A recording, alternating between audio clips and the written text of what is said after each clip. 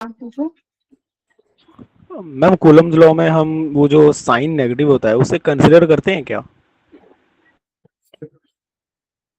अगर मैग्नीट्यूड निकाल रहे हो तो नहीं करेंगे। जैसे क्वेश्चन बता देता हूँ आपको मैं। हम्म।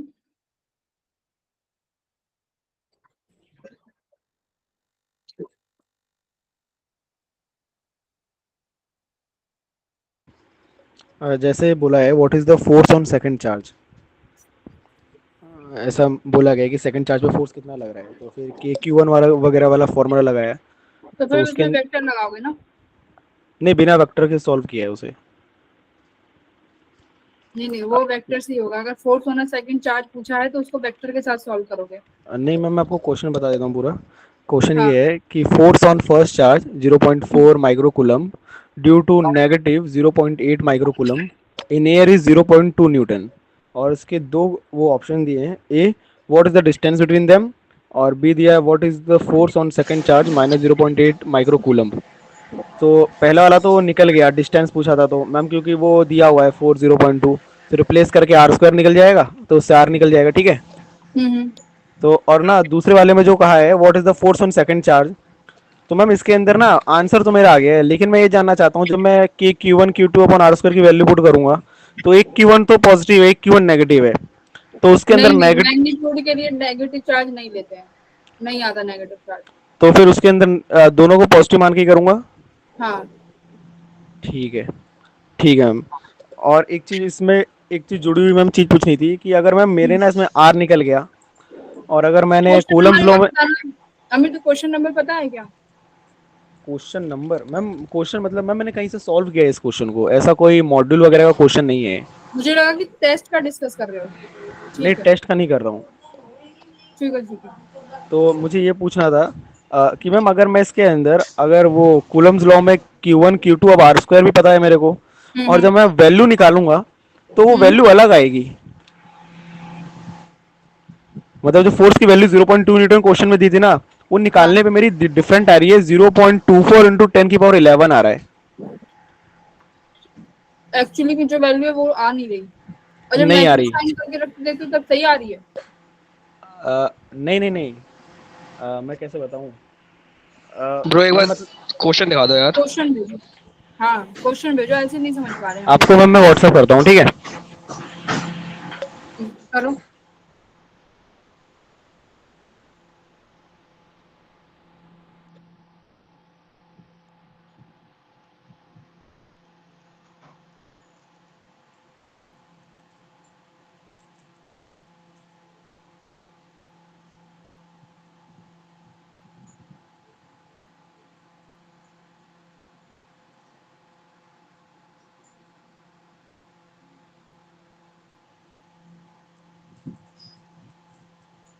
भेजो।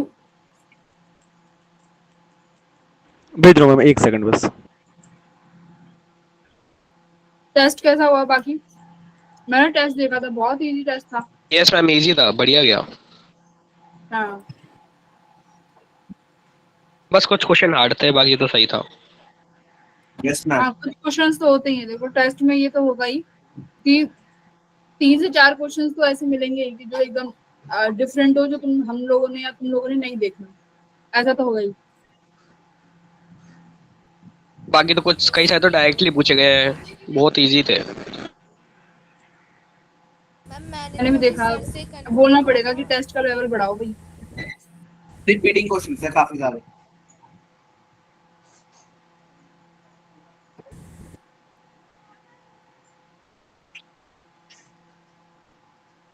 अमित तो पता नहीं कहाँ चला गया।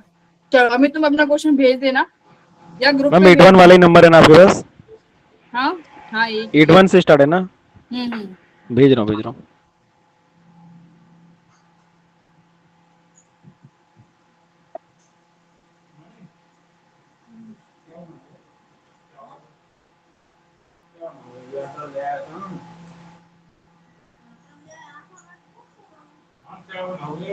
जतिन, तुम्हारा कितना स्कोर आया पता चल गया?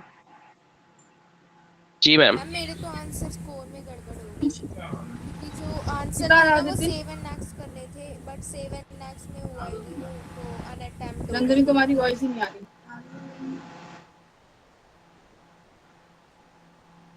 दीपांशी है इसमें? Deepanshi yes ma'am. कैसा रहा टेस्ट? मैम ठीक रहा।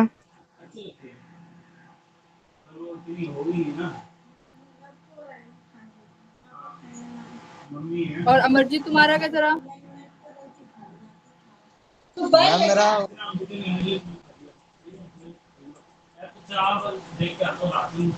पहले पहले मत करो, सभी सबको ही बताना है, सबको ही बताना पड़ेगा, कोई शर्म की बात। रजत तुम्हारा कैसा गया?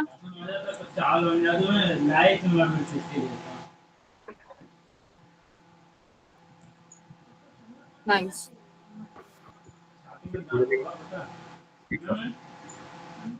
भेज दिया इसने। Force on first charge 0.4 microcoulomb due to, इसमें पता है ये साइन क्यों दिया हुआ है? ये साइन तुम्हें दिया हुआ है डायरेक्शन की वजह से, कि एक पॉजिटिव और एक नेगेटिव साइन में जो फोर्स लगेगी उसकी डायरेक्शन क्या होगी, उसकी वजह से तुम फिर तुमने क्या निकाला, what is the distance between them. Distance के लिए तो तुम्हें कौशिक कुमार, किसी का माइक ऑन है। अरे क्वेश्चन अभी मेरे पास भेजा है इसने। और what is the distance between them, ठीक है, डिस्टेंस के लिए तो तुम्हें कुछ करना ही नहीं है चार्ज का, ठीक है। What is the force on second charge,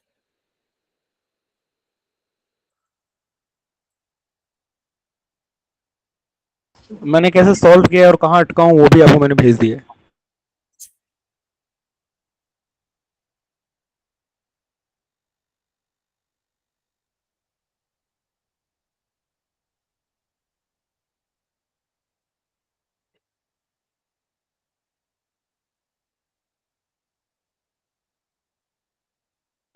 ma'am एक बार क्वेश्चन दिखा दो। क्वेश्चन इसने मोबाइल पे भेजा है ना, फोन पे, तो क्वेश्चन मैं यहाँ पे खुद ही लिख देती हूँ क्या है क्वेश्चन।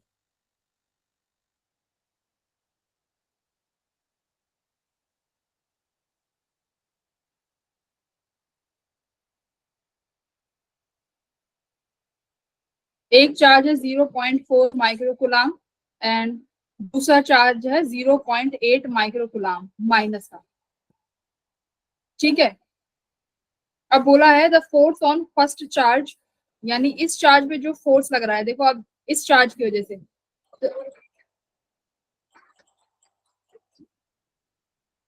तो इस चार्ज पे ये फोर्स किस डायरेक्शन, ये चार्ज इस डायरेक्शन पे फोर्स किधर लगाएगा, इस तरफ अट्रैक्ट करेगा इसको। Yes ma'am. Yes ma'am. हाँ, तो अभी पूछा है कि इनके बीच में डिस्टेंस निकालना है और फोर्स डिस्टेंस निकालना है जो निकालना है। सेकंड चार्ज और अगर एक्सपीरियंस इसके करेगा। ये फोर्स जो लग रही है ये 0.2 न्यूटन की है, बस यस मैम। निकल जाएगा वो तो आराम से। आराम से निकाल लोगे। डिस्टेंस कुछ है इसमें, तो तुम्हें चार्ज का कुछ लेना देना ही है ही नहीं, तुम्हारे पास सब चीज है, तुम आर निकाल लोगे। तीसरा सेकंड पार्ट है इसका कि व्हाट इज द मैम मैं यही कह रहा था, आपने फोर्स जो है वो Q1 Q2 यूज किया है, वो आपने माइनस Q1 Q2 क्यों यूज किया है? नहीं, मैं कह रही हूँ रेडियस के लिए तो तुम्हें जरूरी नहीं है, अगर तुम्हें आर निकालना है तो नहीं जरूरत है माइनस रखने के लिए। के भी तो अच्छा। लगेगा। ये पता है क्यों है? अगर ये हाँ ठीक है, के भी हाँ, ये क्या है, ये डायरेक्शन के लिए है। अगर तुम माइनस लगाओगे ना तो ये तुम्हें डायरेक्शन दिखाएगा कि ये माइनस क्या दिखा रहा है, कि फोर्स किधर लग रहा है, इस डायरेक्शन में। तो फोर्स, लेकिन आर रेडियस, लेंथ तो कभी नेगेटिव नहीं हो सकती। हाँ तो नहीं आएगा ना नेगेटिव, वो मैग्नीट्यूड का जब निकालोगे वो तब, जब वेक्टर फॉर्म में लिखोगे तब वो आएगा। जब आर ए बी वेक्टर लिखोगे, यूनिट वेक्टर उसमें लगाओगे, तब जाके आएगा। ओके। और मैम उसके सेकंड पार्ट में ना Q1 Q2 और आर स्क्वायर की एक बार वैल्यू पुट करके दिखा दोगे? वो उसके अपोजिट हो जाएगा ना, इसमें तुम्हें सॉल्व भी क्या करना है। अगर वो 0.2 न्यूटन कूलम, कहाँ गई हमारी, 0.2 न्यूटन कूलम जो लग रहा है उसका नेगेटिव चार्ज आ जाएगा। नहीं मैं ये कह रहा हूँ, 0.2 हो जाएगा। नहीं मैम वो तो सही है, लेकिन मैं कह रहा हूँ कि जैसे मुझे आर पता चल गया, Q1 पता है, Q2 पता है और K तो कांस्टेंट है पता ही है, तो अगर मैं दोबारा फोर्स निकालूंगा तो मेरा फोर्स 0.2 न्यूटन आना चाहिए ना, एज जो मेंशन है क्वेश्चन के अंदर, वो डिफरेंट आता है। मुझे इसका लॉजिक समझ नहीं आया, ऐसा क्यों होता है? क्या आता है 0.2 नहीं आ रहा? नहीं, मैंने आपको भेजा है फोटो, उसमें कुछ गलती है तो आप मुझे बता सकते हैं कि मेरे मेथड में कुछ गलत गलती हो है क्या फिर है। तो। नहीं हाँ, एक बार देखो चेक कर लो चार्ज मैम। तो आना चाहिए ना, फोर्स तो सेम ही रहेगा, तो तुमने कहीं पे कुछ ना कुछ गड़बड़ किया मैम एक है। बार देख लो, लास्ट वाली फोटो भेजी है मैंने आपको। तुम्हारा ये कितना आ रहा है, रेडियस तुमने 12 निकाली है, आर की वैल्यू उसके सही बाद वाला, निकाली। उसके बाद वाला फोटो है। अगर आर सही है तो फिर तो सही आना चाहिए, हमारी तो पीपीटी गुम हो गई है।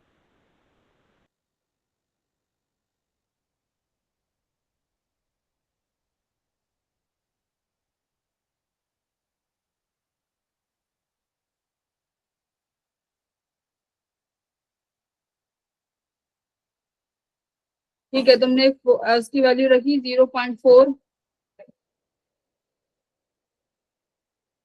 तो चार्ज की वैल्यू, आर की वैल्यू, ठीक है।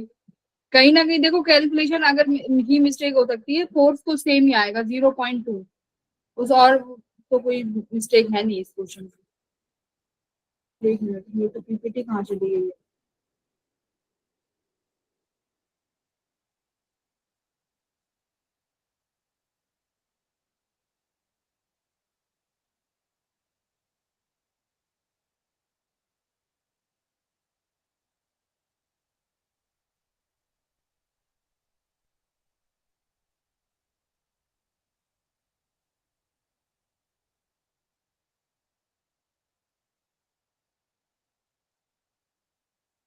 एक सेकंड देना, कुछ सैटरडे, तो यही पीपीटी होगी।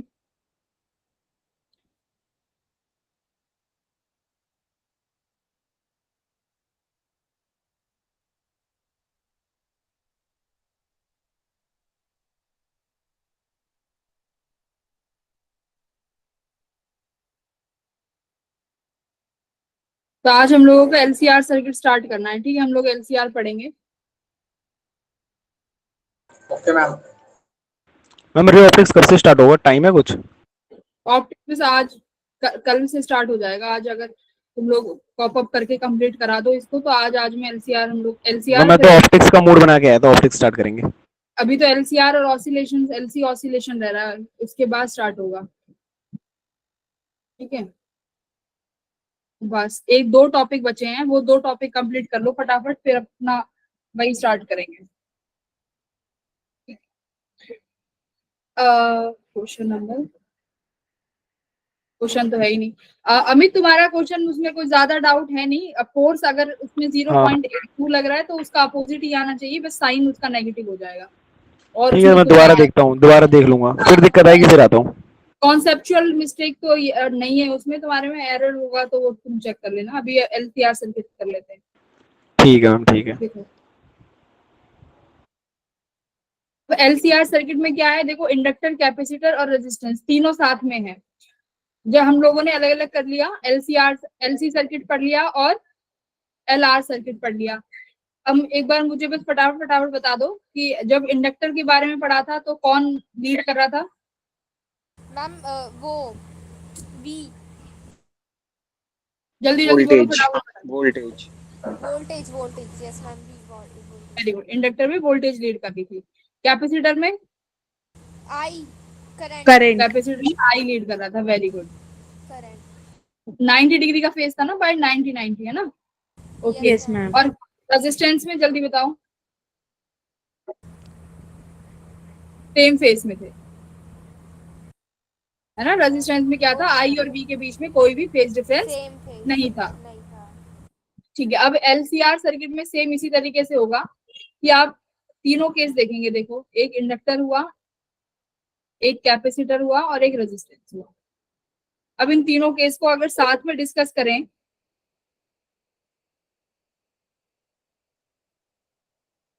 जब हमने एलसी सर एक तो पढ़ा था आरएल सर्किट और एक पढ़ा था आरसी सर्किट। आरएल सर्किट में हम लोगों ने देखा था कि क्या इंडक्टर क्या कहना चाहता है कि वोल्टेज आगे रहनी चाहिए, और रेजिस्टेंस कह रहा है कि नहीं, करंट की सेम फेज में रहनी चाहिए। तो हमने देखा कि इनका मिला के फेज डिफरेंस फाई आया कहीं ना कहीं। सिमिलरली कि मतलब वोल्टेज आगे तो रही, पर 90 ना होके कितना आगे रही, वो फाई आगे रहा। सिमिलरली आरसी सर्किट में कौन कहता है कि करंट आगे रहना चाहिए, तो करंट पाई बाई आगे तो रहा, पर वो पाई बाई 2 की जगह कितना आगे रहा, फाई आगे रहा। फाई हम लोगों ने निकालना सीख लिया था। अब इसमें देखो, इसमें क्या होगा, तुम्हारे पास अब तीनों चीज साथ में है, तो कौन डोमिनेट करेगी, ये किस पे डिपेंड करेगा? तीन चीज है तुम्हारे पास, अब इन तीनों चीजों में कौन डोमिनेट करेगा ये डिपेंड करेगा इनके रेजिस्टेंस रिएक्टांस पे, कि किसका रिएक्टांस कम है किसका रिएक्टांस ज्यादा है। सपोज करो कि यहाँ पे मान लो कोई भी वोल्टेज V है, V0, और इसका फेस मेरे को नहीं पता, बट मुझे ये पता है कि इस सर्किट में जो करंट जा रहा है वो जा रहा है I equals to I0 sine omega t। ठीक है, अब इस सर्किट में करंट गया तो मान लेते हैं कि रेजिस्टेंस के पास जो मैक्सिमम वोल्टेज है वो कितना है, V0 R है। इंडक्टर के पास मैक्सिमम जो वोल्टेज है वो कितना है, V0 L है। और कैपेसिटर के पास मान लेते हैं V0 C है। तीनों की इक्वेशन मुझे एक बार बताओ, तीनों की इक्वेशन बताओ। VR की इक्वेशन मुझे टाइम के लिए बताओ कितना आएगा, करंट तो देख के बताओ। ये तो एज इट इज आ जाएगा। V0 L बताओ, V0 L कितना आएगा, VL टाइम के साथ। पीक वोल्टेज का एज इट इज आया। अब फेज डिफरेंस बताओ करंट के साथ इंडक्टर में कितना आएगा, sign omega T plus pi by, इतना ही आना चाहिए। V0 L sign omega T plus pi by. Capacitor में क्या आएगा, क्या था? कैपेसिटर का टाइम के साथ बताओ। अगर तुम्हें करंट पता है तो तुम्हें इनकी पीक वोल्टेज या टाइम के साथ वोल्टेज लिखना आना चाहिए। तो वही है कि अगर अकेले अकेले को डील करोगे, यानी कैपेसिटर अकेला डील कर रहे हो और इंडक्टर को अकेले डील कर रहे हो, तो इनकी अकेली प्रॉपर्टीज लगेंगी। जैसे इंडक्टर में वोल्टेज कितना था, π/2 आ गया, तो इंडक्टर में जब किया तो हमने π/2 आगे कर दिया, क्योंकि करंट का फेज कितना है, साइन ओमेगा टी, तो साइन ओमेगा टी में क्या ऐड कर दिया, π/2। अब कैपेसिटर का बताओ क्या करेंगे, V0 C साइन, क्या लिखूं, करंट को क्या होना चाहिए कैपेसिटर में, आगे होना चाहिए। अब तुम वोल्टेज लिख रहे हो तो वोल्टेज को कैसे लिखोगे, साइन के फेज से 90 डिग्री पीछे कर दो, साइन ओमेगा टी माइनस π/2। बोलो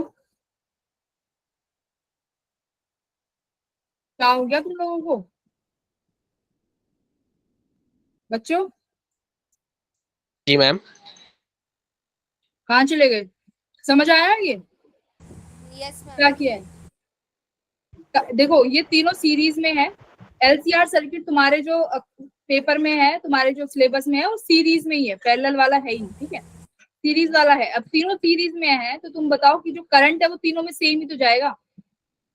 तो तीनों में करंट, जब तुम्हें फेस दिया हुआ है कि भाई तीनों करंट का जो फेस है वो ओमेगा टी है, तो अभी तुम करंट के फेस को तो चेंज नहीं कर सकते, पर जो वोल्टेज की इक्वेशन यहाँ पे लिख रहे हो कि टाइम के साथ रेजिस्टेंस में कितना वोल्टेज है, इंडक्टर में कितना वोल्टेज है, कैपेसिटर में कितना वोल्टेज है, तुमने लिख लिया। रेजिस्टेंस में कितना रहेगा, करंट वाला ही फेस रहेगा।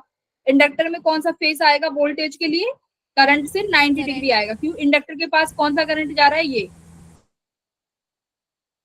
कैपेसिटर में कौन सा करंट जा रहा है, साइन ओमेगा टी, और कैपेसिटर क्या कहता है, करंट को आगे होना चाहिए। अब करंट की इक्वेशन को तो मैं चेंज नहीं कर सकती, तो वोल्टेज में क्या लिख दिया, माइनस π/2। ठीक है, अब देखो आगे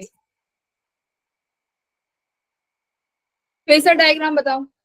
अगर मैं फेसर डायग्राम बनवाऊं इसका तीनों सर्किट में, तो फेसर डायग्राम कैसे बनेगा, इधर तुम्हारा क्या है, रेजिस्टेंस की पीक वैल्यू V0 R, और यहीं पे तुम्हारा क्या है, करंट भी, क्योंकि करंट और वोल्टेज दोनों सेम फेस में है। देखो करंट और रेजिस्टेंस की वोल्टेज दोनों सेम फेस में है, V0 R sign omega T, और करंट भी, तो इन दोनों को मैं साथ में लिख सकती हूँ, लिख दिया I0 को भी। ठीक है, अब जो कैपेसिटर है वो देखो, कैपेसिटर कहाँ पे है, कैपेसिटर की वोल्टेज कहाँ है, 90 डिग्री पीछे है, किसकी, करंट के। तो ये करंट तुम्हारा अगर यहाँ है, कैपेसिटर 90 डिग्री, वोल्टेज पीछे है, तो यहाँ पे क्या लिख दूं, V0 C। और जो इंडक्टर की वोल्टेज है वो करंट के कितना आगे है, π/2, तो इसको मैं क्या लिख, यहाँ पे कैसे कर सकते हैं, करंट को π/2 आगे, यानी π/2 आगे कैसे, यानी ये इधर की तरफ है। ये हो गया तुम्हारा V0 L। ठीक है भाई,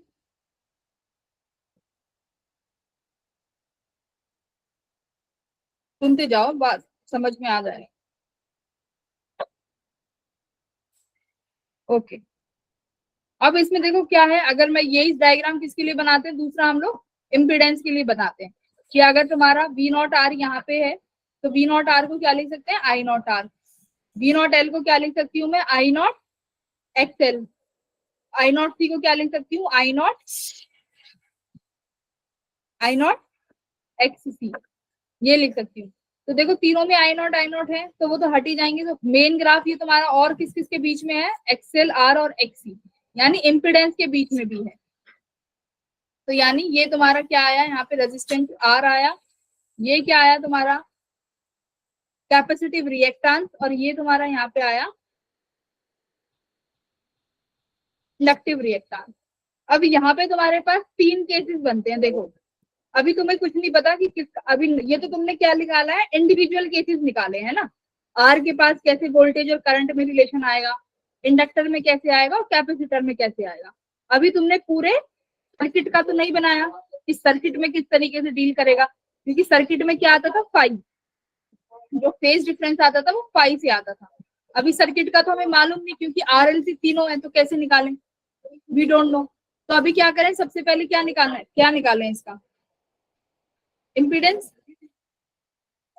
इम्पीडेंस निकाल सकते हैं। अब इम्पीडेंस के लिए भी क्या चीजें हैं, देखो तुम्हारे पास तीन रेजिस्टेंस है, एक तो रेजिस्टेंस और एक कैपेसिटिव और एक इंडक्टर, तीनों का रेजिस्टेंस है। अब कैसे निकालें, इसमें तुम्हारे पास केस बनेंगे। क्या केस होगा, सपोज करो इंडक्टिव रिएक्टेंस जो है वो ज्यादा है किससे, कैपेसिटिव रिएक्टेंस से, पहला केस।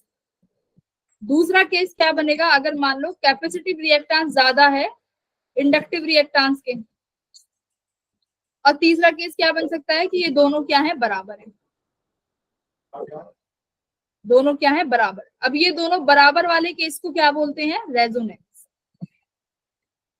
ये दोनों जब बराबर आएंगे तो इनको बोलेंगे कि हमें रेजोनेंस मिल गया।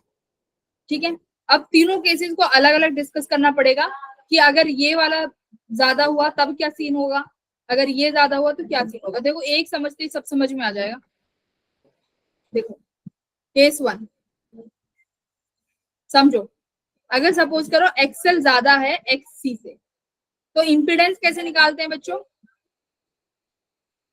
यहाँ पे फेसर डायग्राम को देखो, क्या एक्सएल और एक्ससी एक दूसरे के जस्ट अपोजिट है, 180 डिग्री। Yes ma'am. हाँ एकदम जस्ट अपोजिट है। अगर मेरे पास कौन सी वैल्यू ज्यादा है, मैग्नीट्यूड में एक्सएल की वैल्यू ज्यादा है, तो ये फेसर डायग्राम किस तरीके से बनेगा बताओ। अगर एक्सएल ज्यादा है तो फेसर डायग्राम कैसे बनाओगे, ऊपर कुछ मैग्नीट्यूड बचेगा एक्सएल के पास और यहाँ पे तुम्हारा क्या रहेगा, रेजिस्टेंस आर, है ना। ये किसका प्रोडक्ट होगा, यहाँ पे ये किसका रिजल्टेंट आया है, एक्सएल माइनस एक्ससी का, बोलो।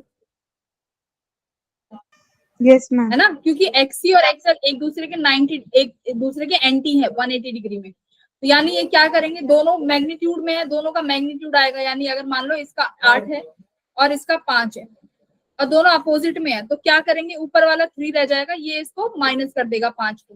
तो बस वही किया है, ये यहाँ पे क्या आया, एक्सएल माइनस एक्ससी, और ये तुम्हारा आया रजिस्टर का रेजिस्टेंस।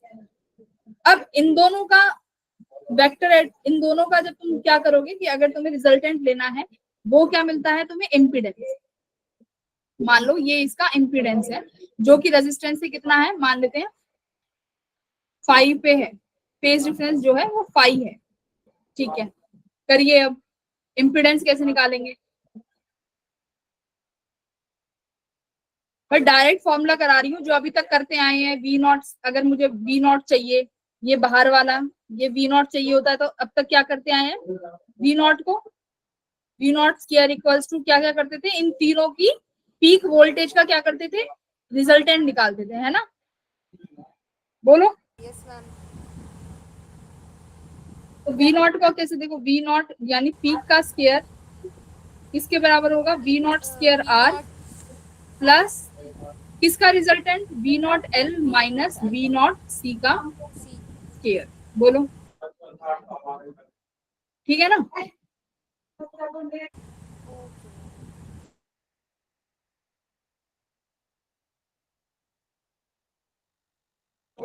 भाई ये वाला जो फेसर डायग्राम बनाया है ये इसमें भी तो बनेगा वोल्टेज में। ये वी नॉट जो आर वाली है और जो ये यहाँ पे आया है, देखो ऊपर क्या था वी नॉट एल, ये वी नॉट सी, यानी ये जो आएगा यहाँ पे V naught L minus V naught C करके आएगा।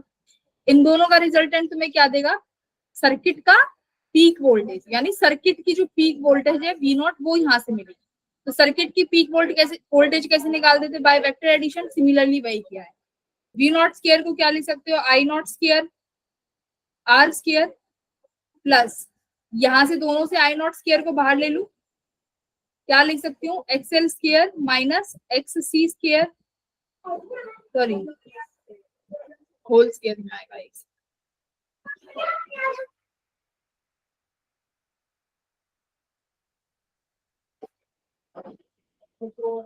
सो मत अभी इतना ऐसे नींद मत लो आंखों में, एक्सएल माइनस एक्सी का होल स्क्वायर, बोलो ठीक है इतना कर सकती हूँ मैं। Yes ma'am. अब यहाँ से आई नॉट स्क्वायर बाहर ले लूं, आई नॉट स्क्वायर, ये क्या बचेगा R square R plus yes ma'am. और एक्सएल माइनस एक्सी का होल स्क्वायर, ये हो गया। अब यही तुम्हारा क्या आ गया वी नॉट का, वी नॉट की वैल्यू, वी नॉट कितना आया आई नॉट, और इसी को क्या बोलते हैं बच्चों इम्पीडेंस आई नॉट जेड। तो यहाँ पे इम्पीडेंस कितना आया है, resistance as it is plus इन दोनों का एक्सएल और एक्सी का क्या आया है होल स्क्वायर डिफरेंस, निकल के ओके ठीक है एक्सएल माइनस एक्सी स्क्वायर का डिफरेंस आ गया।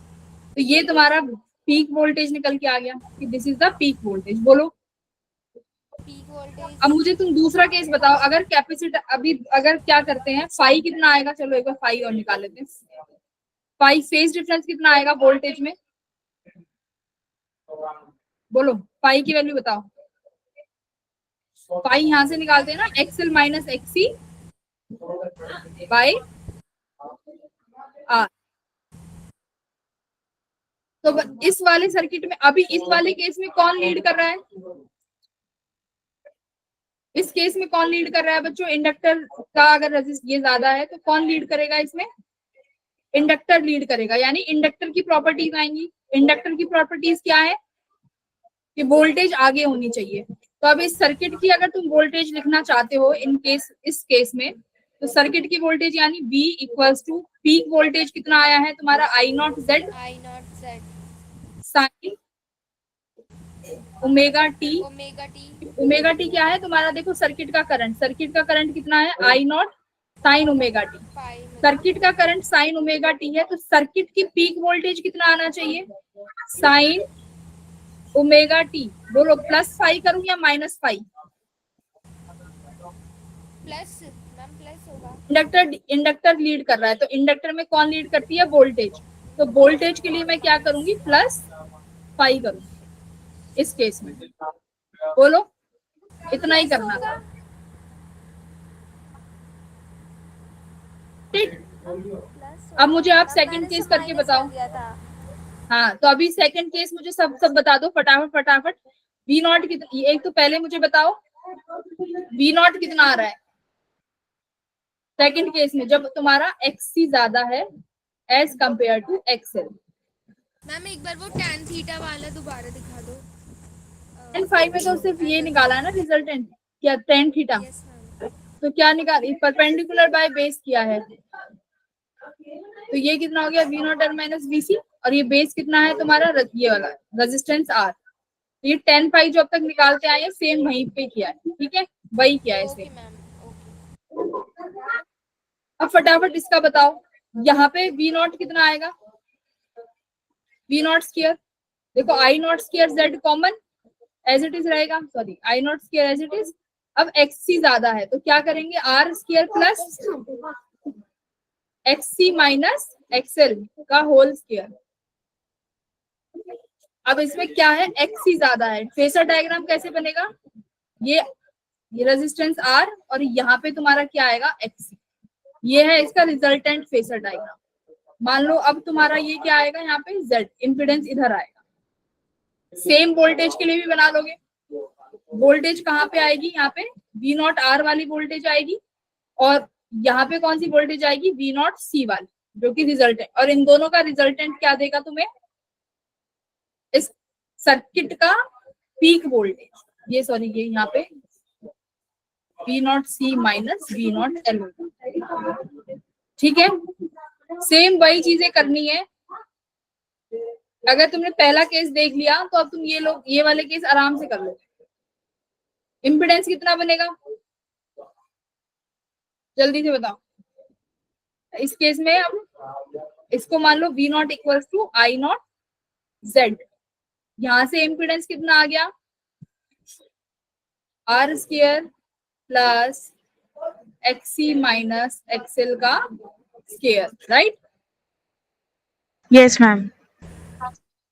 यहाँ पे क्या था, इंडक्टर ज्यादा था तो XL माइनस XC, यहाँ पे कैपेसिटर ज्यादा है तो XC माइनस XL। एक्सेल। और जब सिंपल होता था, जब अलग अलग करके पढ़ते थे तो क्या आता था, R square plus X square L, R square plus X square C, अलग अलग में ये आता था। अब इस केस में क्या आ रहा है, जो ज्यादा है उसका नेट आएगा, है ना। अब तीसरा केस कौन सा है तुम्हारे पास, अच्छा अभी सर्किट का वोल्टेज की वैल्यू लिखो। सर्किट का वोल्टेज कितना आएगा बताओ, 10 फाई कितना है, फाई बताओ, 10 phi XC minus XL by R, ठीक है। और यहाँ पे मुझे सर्किट का वोल्टेज बताओ, V equal to V0 sine omega t, क्या लिखूं। अब ये सर्किट करंट के प्लस फाई रहेगा या माइनस फाई, कैपेसिटर लीड करेगा, कैपेसिटर में करंट ज्यादा होना चाहिए तो वोल्टेज क्या हो जाएगी, minus phi. Very good, minus phi से पीछे हो जाएगा। Yes ma'am. मेरी आवाज आ रही है? हाँ बहुत कम आ रही है पर मैं सुन पा रही हूँ, ठीक है। तो ये फाइव वाला, ये तुमने यहाँ, ये जो निकल के आएगा फाइव, वो तुमको यहाँ लगा देना है। बस ये प्लस माइनस का याद रखना कि ये कब प्लस होगा और कब माइनस, कर लोगे। इतना ही है इंडक्टर इसमें, कैपेसिटर इसमें, RLC सर्किट में, LCR सर्किट में। फटाफट फटाफट तीसरा केस देखो जिसे रेजोनेंस कंडीशन बोलते हैं, ठीक है। तीसरा केस क्या है, रेजोनेंस कंडीशन। फटाफट कर लिया हमने तो बढ़िया, आज हो जाएगा ये चैप्टर क्लोज। रेजोनेंस कंडीशन, ये कंडीशन कब है, जब तुम्हारा एक्सेल किसके बराबर हो जाए, XC के, यानी दोनों का जो रिएक्टेंस है वो बराबर है। इस केस में मुझे बताओ क्या होगा, इस केस में बच्चों क्या होगा, यानी ये ऐसा है कि यहाँ पे तुम्हारा रेजिस्टेंस का R और ये XC, सॉरी यहाँ पे XL और ये XC, ये जब ये दोनों सेम मैग्नीट्यूड के हैं तो क्या आएगा, सिर्फ और सिर्फ जीरो। हाँ। अब यहाँ पे सिर्फ जो रेजिस्टेंस है यानी जो इम्पीडेंस है सर्किट का, वो किसके बराबर हो गया, जीरो। जीरो क्यों होगा, रेजिस्टेंस तो अभी भी है ना। एक्सेल और XC तो माइनस होंगे, सिर्फ क्या बचेगा, रेजिस्टेंस R। तो इम्पीडेंस किसके बराबर हो गया, R के बराबर। इस Z इम्पीडेंस फॉर्मूले को ना ऐसे रट लो, ऐसे याद कर लो, R स्क्वायर तो रहेगा ही, प्लस XL XC को ऐसे लिख लो, ऐसे याद कर लो, जो बड़ा हो उसमें से वो वाला माइनस कर देना। अब बराबर हो गए तो अगर XL और XC बराबर हो गए तो Z की वैल्यू किसके बराबर आ गई, इम्पीडेंस के। अब सर्किट का जो वोल्टेज है, सर्किट का वोल्टेज कितना हो जाएगा, V0 equals to I0 R, यानी सर्किट किस तरीके से बिहेव कर रहा है,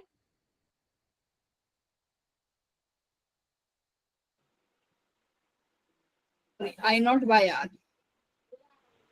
सर्किट किस तरीके से बिहेव कर रहा है, this is behave as a purely resistive circuit.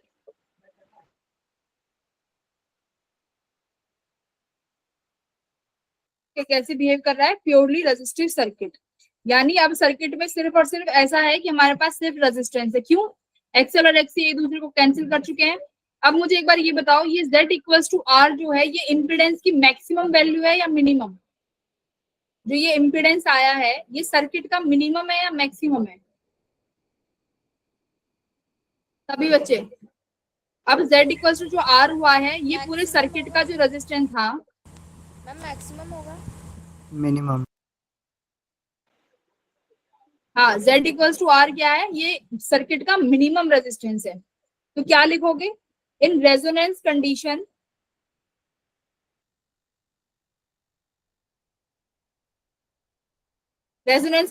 में सर्किट में इम्पीडेंस क्या है, मिनिमम सर्किट है रेजिस्टेंस मिनिमम इम्पीडेंस, यानी इम्पीडेंस की वैल्यू मिनिमम हो गई है, ठीक है। तो करंट क्या हो जाएगा, अगर इम्पीडेंस मिनिमम है तो करंट क्या हो जाएगा सर्किट में, मैक्सिमम। तो दूसरा केस क्या है, रेजोनेंस कंडीशन में तुम्हें सर्किट में करंट क्या मिल रहा है, मैक्सिमम।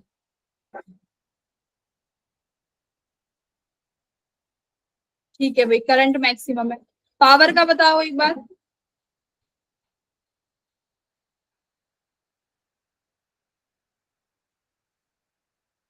मुझे पावर का बताओ, पावर क्या होती है भाई, पावर को क्या लिखते हैं, फोर्स अपॉन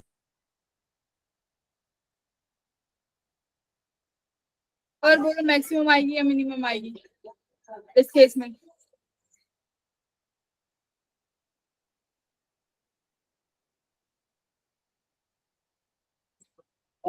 नहीं बनाए,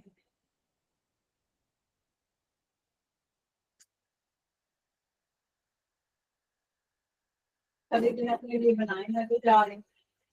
भाई पावर बताओ, कैसे सो जाते हो तुम लोग क्लास में। हाँ, पानी दे दो।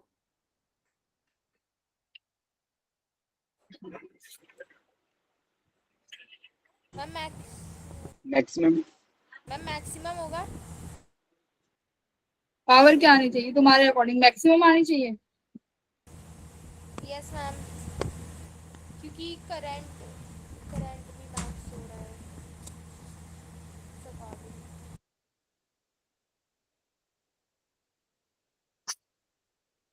वेरी गुड, पावर मैक्सिमम ही आएगी क्योंकि करंट मैक्सिमम है। और किस चीज पर डिपेंड करती है पावर, मैंने तुम्हें पता नहीं वो वाला टॉपिक कराया है कि नहीं, नहीं कराया शायद।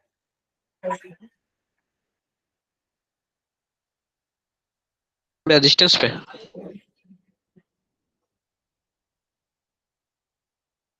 पावर और रेजिस्टेंस का क्या रिलेशन पावर होता है? डायरेक्टली हाँ, प्रोपोर्शनल होता है, देखो पावर का फॉर्मूला क्या होता है, वी आई। प्रोपोर्शनल होता है। पावर का फॉर्मूला होता है वी आई, है ना। अब यहाँ पे इन केसेस में क्या होता है, वी और आई के बीच में फेज डिफरेंसेस है, जिसे हम क्या बोलते हैं, अभी तक फाई चलता आ रहा है ना, तो इसको क्या लगाएंगे, वी आई कॉस फाई होता है, ठीक है। अब यहाँ पे तुम्हारा ये जो सर्किट बन गया, ये कैसा बन गया, प्योरली रेजिस्टिव। रेजिस्टिव के केस में वी और आई के बीच में कितना फेस एंगल है,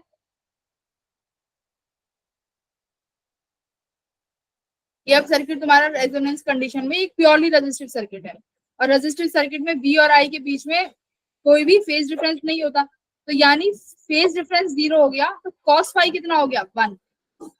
यानी पावर भी तुम्हारी इस केस में कितनी आई है, मैक्सिमम। तो रेजोनेंस कंडीशन में पावर इज आल्सो मैक्सिमम, ये चीजें याद करनी है, पावर इज आल्सो मैक्सिमम।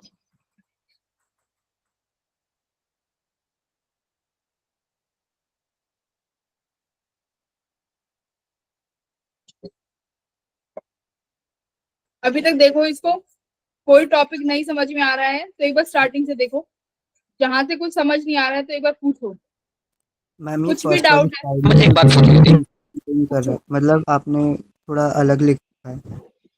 अलग लिख दिया, फर्स्ट स्लाइड फर्स्ट में मैम आपने आरसी सर्किट वाले में ये वीआर में आपने ऊपर कुछ और लिखा है यार, और फॉर्मूले में कुछ और लिखा है।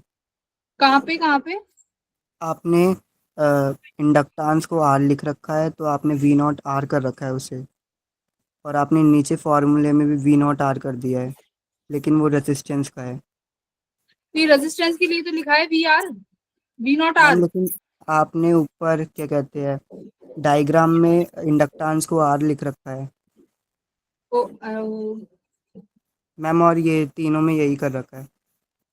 कोई बात नहीं, ये सिर्फ यही तो एक अच्छा बस इसको वो बना देते हैं ना, सर्किट, इनके डायग्राम चेंज कर देते हैं।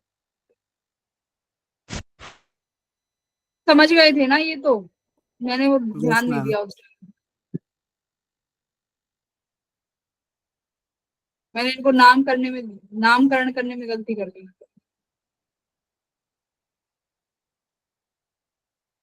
ये आर है तो बस इसको तुम रेजिस्टेंस बना दो, ये वी नॉट एल माना है तो इसको इंडक्टर बना दो, इसको सी बना दो, ठीक है। और कुछ डाउट पूछो, डाउट, हाँ मैम पावर बोलो। और रेजिस्टेंस में डायरेक्टली प्रोपोर्शनल होते हैं या इनवर्सली?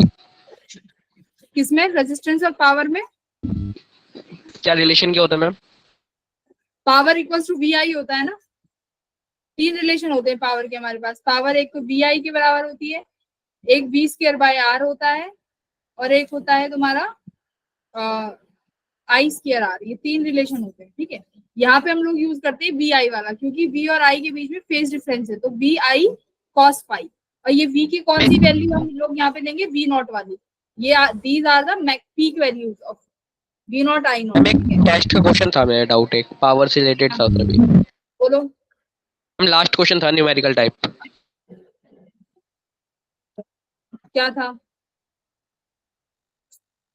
बताता हूँ ma'am 2 V naught minute. I, ठीक है, V naught I naught cos phi. अभी इसमें इसके अंदर कोई दिक्कत है तो एक बार और देख लो, हम लोग आगे बढ़ते हैं फिर, बहुत सारी चीजें करनी है भैया अभी। अब देखते हैं फ्रीक्वेंसी कि रेजोनेंस आने के लिए मुझे कौन सी अभी देखो इसको पढ़ लो, वो तुम ग्रुप पे पूछ लेना, वरना ये भी रह जाएगा। Okay ma'am. वो पूछ लेना, अपने डाउट्स अपने पास मत रखना, पूछ लेना। अब क्या है पावर, अब मेरे को ये चाहिए कि रेजोनेंस कंडीशन जो हुई है वो किस फ्रीक्वेंसी पे हुई है, कि भाई मुझे रेजोनेंस मिल गया, कि रेजोनेंस का मतलब है कि सर्किट में जो करंट की वैल्यू है वो मैक्सिमम आ गई, और मैक्सिमम भी आ गई, और पावर भी क्या है, पावर भी मैक्सिमम आ गई। अब ये बात है कि किस फ्रीक्वेंसी पे आएगी, तो फ्रीक्वेंसी निकाल सकते हो तुम। एक्सएल अगर एक्सी के बराबर है तो दोनों की वैल्यू रखो। एक्सएल की वैल्यू कितनी होती है, ओमेगा एल, और एक्सी की 1/ओमेगा सी, ठीक है। अब ये वो फ्रीक्वेंसी है जिसपे तुम्हें रेजोनेंस मिलेगा, तो अब इसको क्या मान लेते हैं, ओमेगा को एक तरफ ले जाओ और एलसी को एक तरफ, तो ये हो गया omega square equals to 1/LC, ठीक है। अब ओमेगा नॉट को क्या लिख सकते हो, यहाँ पे 1/√LC। ओमेगा को फ्रीक्वेंसी में लिख लो, 2 पाई न्यू फ्रीक्वेंसी, 1/√LC। तो कौन सी फ्रीक्वेंसी पे तुम्हें रेजोनेंस मिलेगा, 1/2 पाई√LC। यानी इस कंडीशन पे तुम्हें क्या मिलेगा, इस फ्रीक्वेंसी पे तुम्हें रेजोनेंस मिलेगा। रेजोनेंस का क्या मतलब है, जैसे तुम्हारे घर पे देखो रेडियो आते हैं ना, रेडियो आते हैं तो रेडियो में क्या करते हैं, फ्रीक्वेंसी तो मैच करते हैं। जैसे हमारे जमाने पे आता था 93.5 रेड मिर्ची करके आता था एक, तो उसमें क्या करते थे तुम, अब उसको नॉब को ऐसे रोटेट कर देते। नॉब को रोटेट करने का मतलब क्या होता था कि उसमें तुम किसकी वैल्यू चेंज कर रहे हो, कैपेसिटर की। कैपेसिटर की वैल्यू चेंज कर रहे हो, तो वहां से जब तुम उसको चेंज करोगे तो तुम्हें क्या मिलेगा, एक ऐसी फ्रीक्वेंसी मिलेगी कि जिसपे तुम्हारा रेजोनेंस सेटअप होगा। और रेजोनेंस सेटअप होने का क्या मतलब है कि उस दौरान सर्किट में जो करंट है वो मैक्सिमम होगा, और तुम्हें जब सुनते हो तो उस टाइम पे जो आवाज आती है वो एकदम क्लियर आती है। यानी उस टाइम में ऑल जो बाकी की फ्रीक्वेंसी है उनका डिस्टरबेंस बहुत कम हो जाता है। तो ये है तुम्हारा रेजोनेंस कंडीशन, जो रेडियोज में, रेडियो वेव्स में बहुत यूज होता है, ठीक है। तो this is the radio condition, और इसके ग्राफ हैं एक दो, जिसे हम बोलते हैं शार्पनेस, एक जो सबसे इंपॉर्टेंट है। अच्छा एक बात बताना कि अगर फ्रीक्वेंसी स्मॉल है, यहाँ पे आ गया, अगर फ्रीक्वेंसी, ये फॉर्मूला में यहाँ लिखती हूँ, फ्रीक्वेंसी की वैल्यू आई है 1/2 पाई√LC। अब मेरा सवाल है कि अगर Z की वैल्यू, फ्रीक्वेंसी की वैल्यू बहुत स्मॉल है, ठीक है, फ्रीक्वेंसी स्मॉल है, छोटी कोई वैल्यू है फ्रीक्वेंसी की विच इज वेरी स्मॉल, तो मुझे एक बात बताओ, सर्किट में इम्पीडेंस जो होगा वो ज्यादा होगा या कम होगा, इम्पीडेंस जेड, इम्पीडेंस की वैल्यू। अगर फ्रीक्वेंसी छोटी है तो इम्पीडेंस पे क्या फर्क पड़ेगा, यानी फ्रीक्वेंसी वेरी स्मॉल है तो इम्पीडेंस लार्ज होना चाहिए कि स्मॉल। स्मॉल। क्यों? इम्पीडेंस, अच्छा इन्फिडेंस, सॉरी मैम, इन्फिडेंस तो मैम एक सेकंड, फ्रीक्वेंसी की वैल्यू स्मॉल है तो एलसी का मतलब क्या है, ये जो तुम्हारा वो लार्ज। ये फॉर्मूला ये वाला लिखो यहाँ पे, ये z किसके बराबर है, R square plus XL minus XC, minus XC. ठीक है। अब एक्सएल और एक्ससी को एक साथ फॉर्म में लिखो, ये क्या होगा ओमेगा एल और ये क्या होगा 1 माइनस ओमेगा सी का स्क्वायर। अब फ्रीक्वेंसी यानी ये ओमेगा है ना, ये ओमेगा की वैल्यू बहुत छोटी है, ये ओमेगा की वैल्यू बहुत छोटी है तो ये टर्म क्या हो जाएगी स्मॉल, पर ये टर्म क्या हो जाएगी मैक्सिमम, 1 अपॉन ओमेगा सी वाली टर्म क्या हो जाएगी भाई 1 अपॉन ओमेगा यानी फ्रीक्वेंसी का स्मॉल टाइम, तो 1 बाय ओमेगा सी बड़ा हो गया और ओमेगा एल छोटा हो गया, तो दोनों का डिफरेंस क्या आएगा, ज्यादा ही आएगा ना दोनों का डिफरेंस। तो इम्पीडेंस यहाँ पे तुम्हारा अभी भी इस केस में तुम्हारा इम्पीडेंस क्या रहने वाला है, मैक्सिमम। तो इम्पीडेंस अगर मैक्सिमम है तो करंट की वैल्यू क्या आने वाली है, मैक्सिमम करंट क्या रहने वाला है सर्किट में, मिनिमम। सर्किट में करंट क्या रहने वाला है, मिनिमम। ओके, ये केस 1 है। केस सेकंड, अगर मैं फ्रीक्वेंसी की वैल्यू ज्यादा कर देती हूँ, फ्रीक्वेंसी क्या है मैक्सिमम, अभी बताओ एक बार इस केस में क्या आएगा, ओमेगा एल की वैल्यू क्या हो जाएगी ज्यादा, वहीं पे 1 बाय ओमेगा सी क्या हो जाएगा कम, इसकी वैल्यू मोर। तो इन दोनों का रिजल्टेंट क्या आएगा कि भाई बहुत बड़ी वैल्यू में से कोई बहुत छोटी वैल्यू माइनस कर रहे हो, इन दोनों का रिजल्टेंट अब भी क्या आएगा मैक्सिमम। तो यानी तुम्हारा करंट इस अभी भी तुम्हारा जेड क्या है है और आई नॉट अभी भी तुम्हारा क्या है मिनिमम। तो देखो अब मैं क्या बताना चाह रही हूँ, अगर मैं आई नॉट और फ्रीक्वेंसी के बीच में अगर एक डायग्राम बनाऊं तो फ्रीक्वेंसी मिनिमम ली जब भी करंट तुम्हारा मिनिमम आया, फ्रीक्वेंसी को मैक्सिमम कर दिया जब भी तुम्हारा करंट मिनिमम आया। करंट मैक्सिमम कब हुआ बच्चों, कहीं ना कहीं इन दोनों मैक्सिमम और मिनिमम के बीच में, यहाँ कहीं पे तुम्हारा करंट की वैल्यू क्या आएगी मैक्सिमम, जिसे हम क्या बोलेंगे I naught max, I naught max.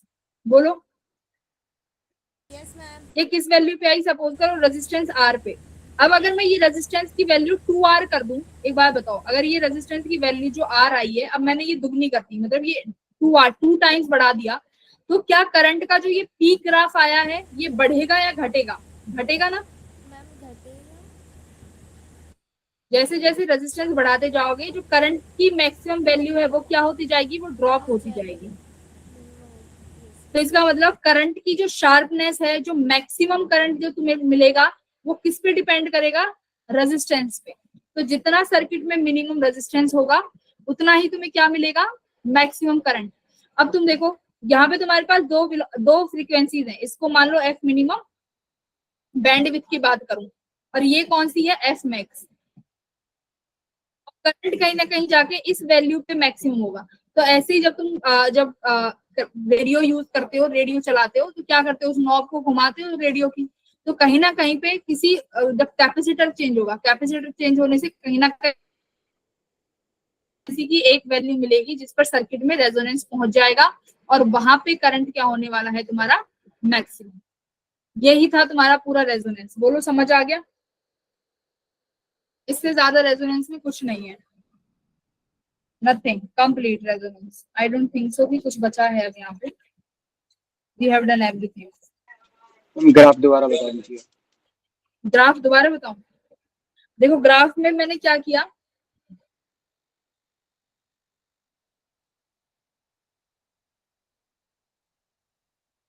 Frequency और ग्राफ आई नॉट यानी मैक्सिमम करंट के बीच में एक ग्राफ ड्रॉ करना था कि फ्रीक्वेंसी और ग्राफ के बीच में क्या रिलेशन, ठीक है, कि यानी ग्राफ में जो करंट है वो किस पॉइंट पे मैक्सिमम होगा। तो अभी तुम खुद देखो करंट मैक्सिमम कब हुआ है, अगर फ्रीक्वेंसी को छोटा रखा तब भी मैक्सिमम नहीं हुआ, मैक्सिमम फ्रीक्वेंसी को मैक्सिमम रखा तब भी करंट मैक्सिमम नहीं हुआ। तो यानी मैंने दोनों पे एक बाउंड्री ले ली, यहाँ इसको मान लो ये एफ मिनिमम हो गया और ये मान लो एफ मैक्स है, तो दोनों पे करंट की वैल्यू अभी भी तुम्हारी कितनी आ रही है, मिनिमम आ रही है। देखो यहाँ पे भी करंट मिनिमम है और यहाँ पे भी मिनिमम, तो करंट मिनिमम यानी मैंने ये 2 पॉइंट्स मिनिमम पे ड्रॉ कर दिए, ठीक है। ये these are the minimum value, zero तो नहीं आएगी, इतना तो तुम्हें पता है कि भाई करंट जो है जीरो तो नहीं आएगा, ठीक है, बट मिनिमम आएगा।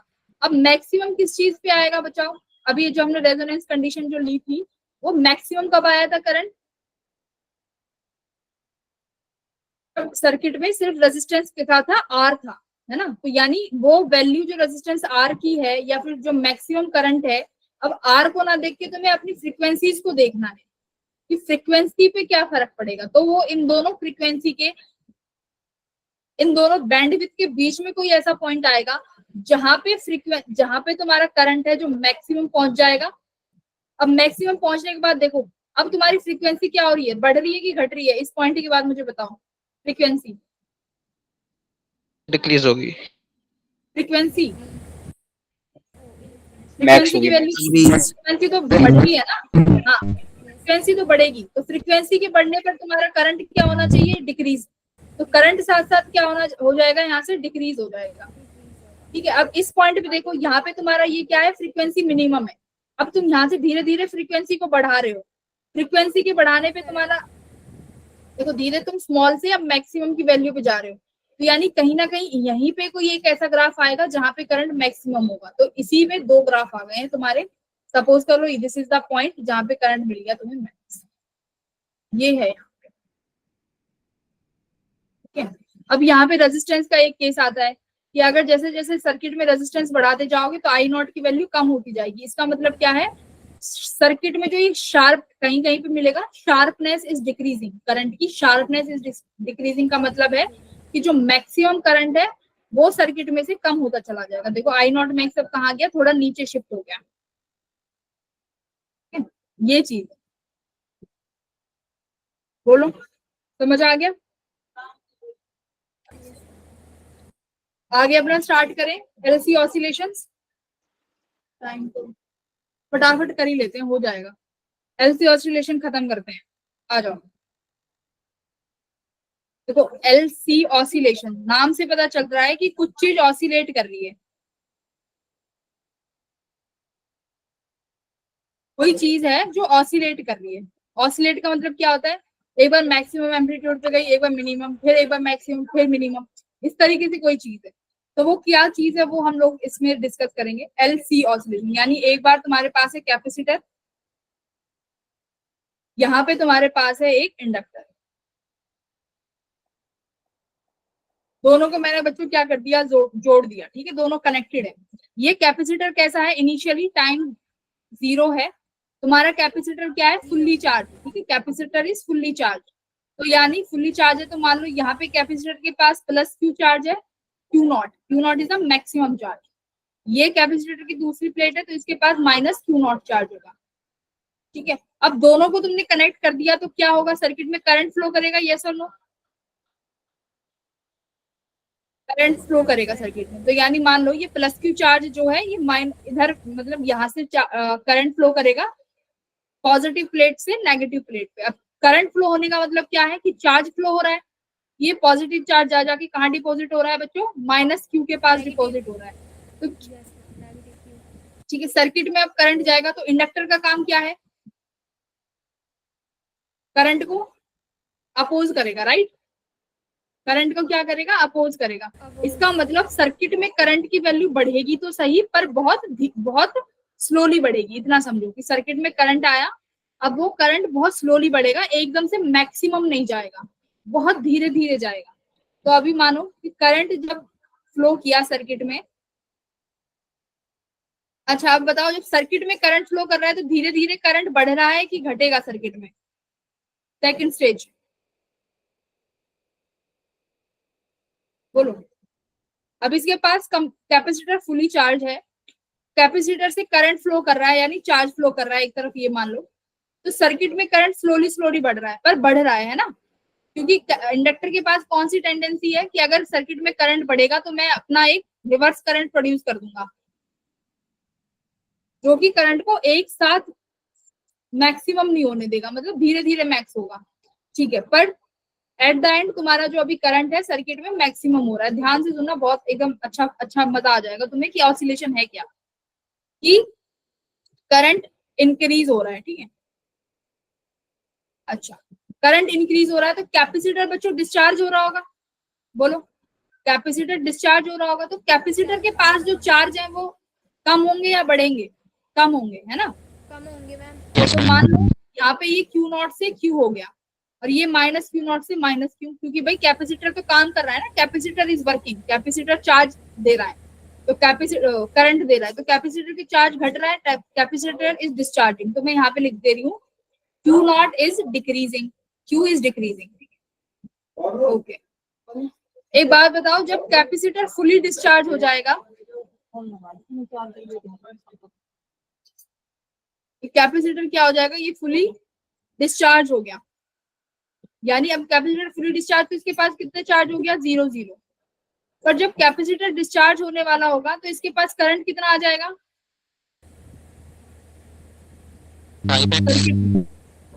मतलब अभी जब ये डिस्चार्ज होने से जस्ट कुछ सेकंड पहले की बात है, अब ये डिस्चार्ज हो चुका है, इस टाइम पे सर्किट में करंट कितना होगा, इस टाइम पे मैक्सिमम आई कितना होगा, मैक्स, और क्यू कितना हो गया तुम्हारे पास, 0। यानी ये है कि एक मेन मोटिव क्या था यहाँ पे कि देखो कैपेसिटर के पास चार्ज है, कैपेसिटर का काम है चार्ज को फ्लो कराना, जिसकी वजह से करंट फ्लो होगा। अब करंट एकदम से फ्लो नहीं हो सकता बिकॉज ऑफ इंडक्टर। इंडक्टर क्या करेगा, एकदम से मैक्स नहीं करेगा। अगर तुम्हारे पास सिंपल रेजिस्टेंस लगा हुआ होता तो जितना सर्किट का मैक्सिमम करंट होता है वो तुरंत मैक्सिमम अपने स्टेट पे पहुंच जाता, पर इंडक्टर की वजह से जो करंट है वो एकदम से मैक्सिमम पे नहीं जाएगा क्योंकि रजिस्टर है, पर जो इसका मैक्सिमम पॉइंट करंट है वो लास्ट में पहुंच जाएगा। भाई क्या बोला था, जब टाइम इन्फिनिटी पहुंच जाएगा तो इंडक्टर सर्किट में करंट क्या पहुंच जाता है, मैक्सिमम। बोलो आरएल सर्किट में पढ़ा था, आरएल सर्किट में यही तो पढ़ा था कि जब टाइम इन्फिनिटी हो जाएगा तो इंडक्टर के पास जो करंट, जो सर्किट का करंट है वो मैक्सिमम पहुंच जाएगा, है ना, बस टीडी इंक्रीज होगा। टीडी इंक्रीज हुआ तो इस केस में तुम्हारे कैपेसिटर क्या हो गए, डिस्चार्ज हो गए, पर इसके पास मैक्सिमम करंट हो गया, कहाँ पे, सर्किट में, ठीक है। अब इसके बाद तो भाई अब कैपेसिटर के पास तो कोई चार्ज है नहीं, तो करंट कैसे फ्लो होगा। अब इतनी देर में क्या हो गया, इंडक्टर है जो, इसके पास एनर्जी आ गई। अब इंडक्टर कह रहा है कि अब मेरे पास एनर्जी है, तुम डिस्चार्ज हो गए, तो क्या हुआ, क्यों इंडक्टर के पास कैसे एनर्जी आई, क्योंकि इंडक्टर में से इतनी देर से क्या हो रहा था, करंट फ्लो हो रहा था। अब देखो, अब इंडक्टर की वजह से करंट फ्लो होगा। अब इंडक्टर क्या करेगा, यहाँ के इस केस में क्या हो गया, inductor gain energy and current keep flowing, current flow करता रहेगा। क्या करंट की डायरेक्शन में कोई वो आएगी, करंट अभी भी फ्लो करेगा। अब करंट फ्लो कर रहा है, कैपेसिटर की प्लेट देखो, इस कैपेसिटर की प्लेट के पास 0 चार्ज है, पर यहाँ से अभी भी करंट फ्लो कर रहा है। इसका मतलब 0 में से कुछ चार्ज अभी भी यहाँ से फ्लो हो रहा है, इस प्लेट से, ए प्लेट से बी प्लेट पे अभी भी कुछ चार्ज आ रहा है। तो इसमें बताओ कितना चार्ज आ जाएगा ए प्लेट पर। देखो ए कैपेसिटर है, उसकी प्लेट पर 0 चार्ज हो गया है, अब उसके पास कोई चार्ज नहीं है, बट करंट अभी भी प्रोड्यूस हो रहा है ड्यू टू इंडक्टर, क्योंकि इंडक्टर के पास अब एनर्जी है, इंडक्टर के पास अभी भी एनर्जी है, तो करंट फ्लो होगा। तो करंट की डायरेक्शन तो वही रहने वाली है। तो मुझे बताओ कि इस प्लेट के पास अगर 0 चार्ज है और तुमसे कोई अभी भी चार्ज ले रहा है तो तुम कैसे दोगे, लोन लेके दे रहे हो, तो इसके पास अभी चार्ज कितना पहुंच जाएगा, नेगेटिव क्यू।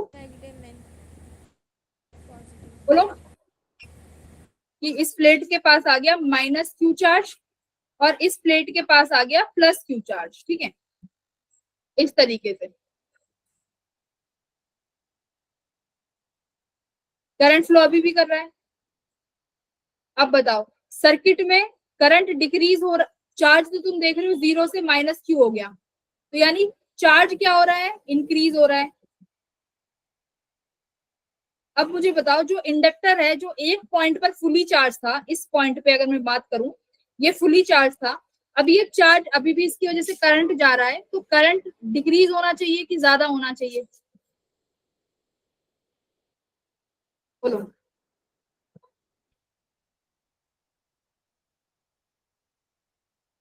तुम्हें तो भाई नहीं समझ आ रहा बच्चा। सुन, क्या है इसमें, पहले कैपेसिटर के पास एनर्जी थी, कैपेसिटर के पास चार्ज था, तो कैपेसिटर ने चार्ज ट्रांसफर किया। कैपेसिटर के चार्ज से एक भाई वो डिस्चार्ज हो गया, तो एट द पॉइंट कैपेसिटर के पास चार्ज हो गए जीरो। तो जब कैपेसिटर के पास चार्ज हुए जीरो, तो उसी पॉइंट पे समझ लो कि सर्किट में जो करंट है वो मैक्सिमम हुआ। क्यों एकदम से मैक्सिमम क्यों नहीं हुआ? क्योंकि इंडक्टर था। इंडक्टर क्या कह रहा है कि एकदम से तो मैक्स नहीं होने दूंगा, ठीक है। अब उसके पास चार्ज जीरो हो गए, तो अभी जो तुम्हारा इंडक्टर है इसके पास एनर्जी आ गई। अब वो कह रहा है तुम डिस्चार्ज हो गए तो मेरे पास एनर्जी है, मेरी वजह से करंट फ्लो करेगा। इसकी वजह से करंट फ्लो किया। अब कैपेसिटर के पास तो चार्ज ही नहीं है, तो चार्ज कैसे आया? अब जीरो से भी कुछ चार्ज ले लिया तो उसके ऊपर नेगेटिव चार्ज आ गया, माइनस क्यू। हाँ बोलो। ठीक है, माइनस क्यू चार्ज आ गया और ये चार्ज प्लस क्यू।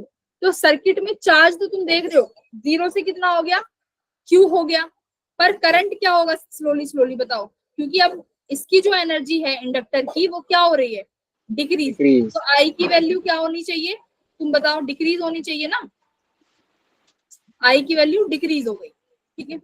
अब बोलो, सर्किट में जब चार्ज मैक्सिमम हो जाएगा, यानी धीरे धीरे ये प्रोसेस हो रही है कि भाई सर्किट से ये कैपेसिटर पे चार्ज जमा हो रहा है, जमा हो रहा है और करंट फ्लो करते जा रहा है, तो एक टाइम पे क्या आ जाएगा कि इंडक्टर जो है वो अपनी पूरी एनर्जी ड्रेन कर देगा, जिस टाइम पे तुम्हारा करंट सर्किट में क्या हो जाएगा, जीरो, और चार्ज क्या हो जाएंगे, मैक्सिमम, प्लस क्यू नॉट और ये माइनस क्यू नॉट। तो इस टाइम पे चार्ज क्या है, मैक्सिमम है, ठीक है। बोलो, ये यहां तक समझ में आया? अब चार्ज मैक्सिमम हो गया, यानी अब कौन स्टार्ट हो गया भाई, अब कौन चार्ज हो गया, तुम्हारा कैपेसिटर। अब कैपेसिटर कह रहा है भाई मैं चार्ज हो गया, अब करंट फ्लो करेगा किसकी वजह से, मेरी वजह से। अब इसकी वजह से करंट फ्लो होगा, तो करंट कहां से कहां फ्लो करेगा बच्चों, प्लस क्यू से क्यू। यहाँ बनाती हूँ ये चार्ज, यहाँ पे अब तक तुमने ये पढ़ा है, यहाँ पे चार्ज आ गया प्लस और यहाँ पे चार्ज आ गया माइनस क्यू, ठीक है। ये है तुम्हारा इंडक्टर। अब प्लस क्यू प्लेट से चार्ज की डायरेक्शन ये हो गई, आई। अब कैपेसिटर का चार्ज क्या हो जाएगा, मुझे बताओ? धीरे धीरे कम हो जाएगा। सुनो, कैपेसिटर का चार्ज धीरे धीरे कम हो जाएगा। ये अब क्यू नॉट से क्यू हो गया और प्लस वाला, और ये माइनस क्यू नॉट से कितना हो गया, माइनस क्यू। करंट की डायरेक्शन ये हो गई आई, और ये वाली करंट की डायरेक्शन ये हो गई, ठीक है।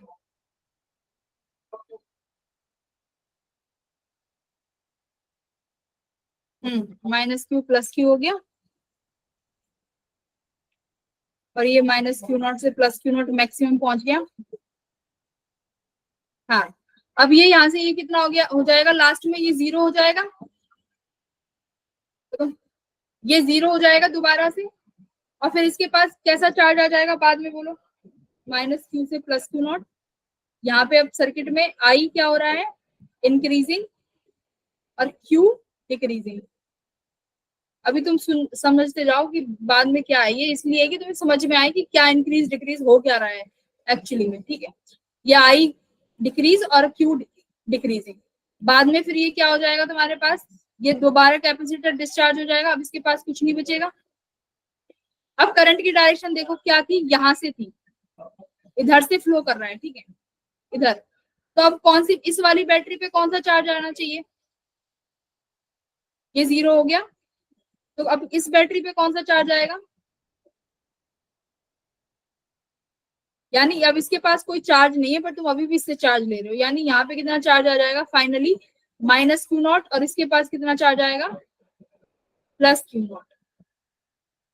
और यही तुम्हारा इनिशियल था, देखो इनिशियल स्टेज यही थी, बाद सारा होता रहा, कुछ चीज इंक्रीज कुछ चीज डिक्रीज, बाद में तुम्हारा जाके दोबारा क्या हो गया, ये स्टेज दोबारा आ गई, कि सर्किट के पास दोबारा इस प्लेट के पास प्लस क्यू नॉट आ गया और इस प्लेट के पास माइनस क्यू नॉट आ गया। देख लो फाइनल चार्ज यही तो आ जाएगा इंडक्टर के पास। अब एक बार एक चीज और कि जो कैपेसिटर होता है उसके पास क्या एनर्जी होती है, energy store Q2/2C।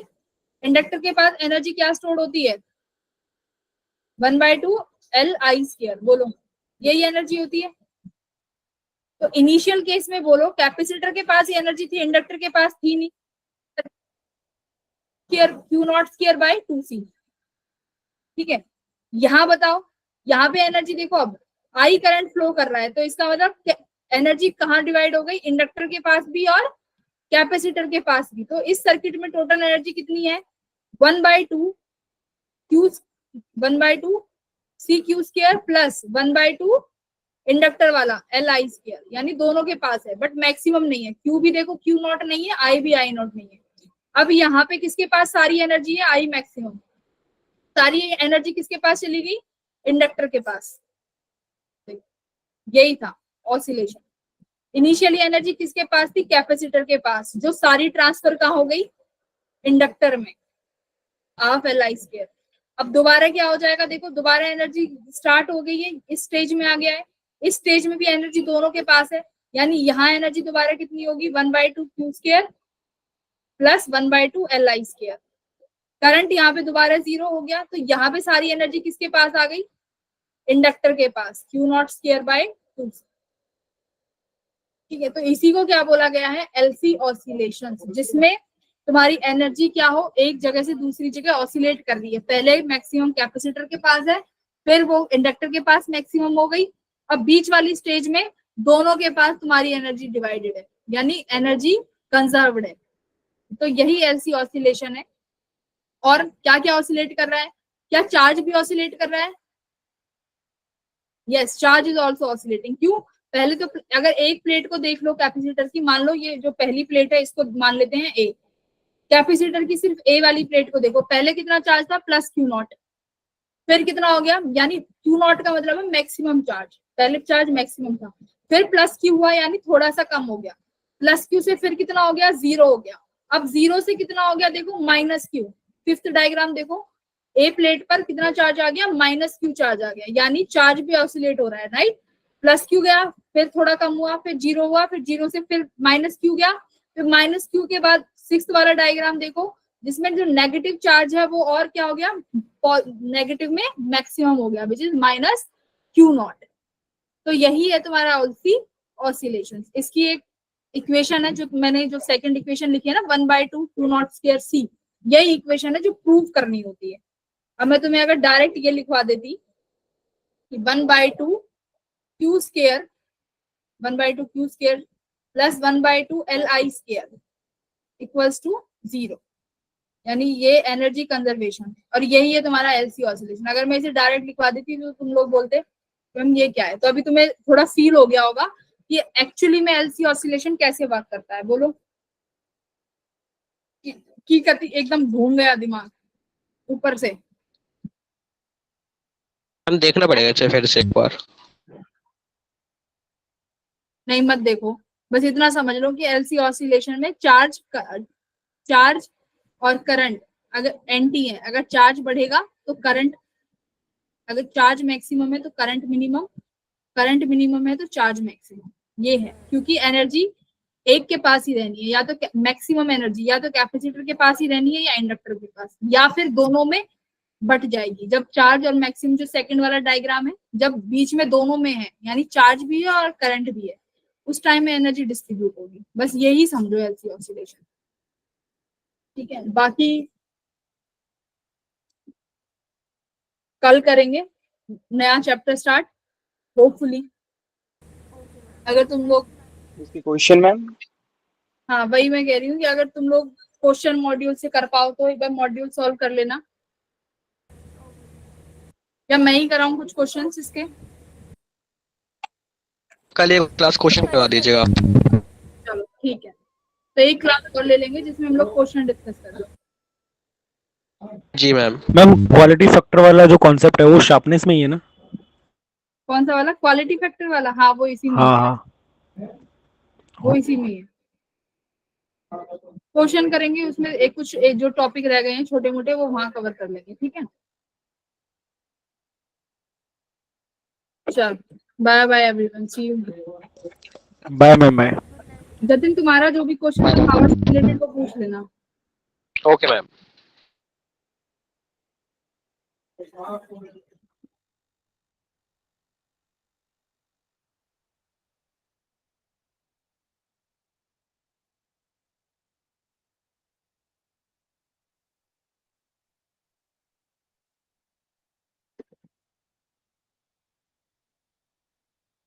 Ma'am leave कर दे। हाँ लीव करो भी, लीव करो।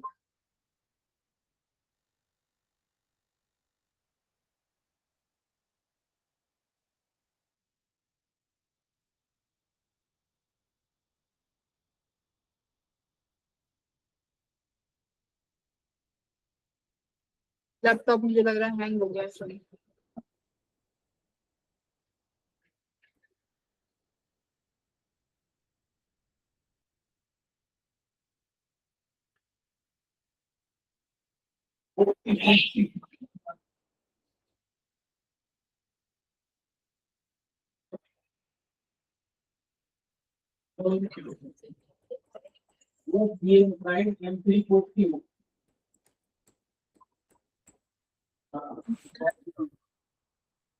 लैपटॉप हैंग हो गया।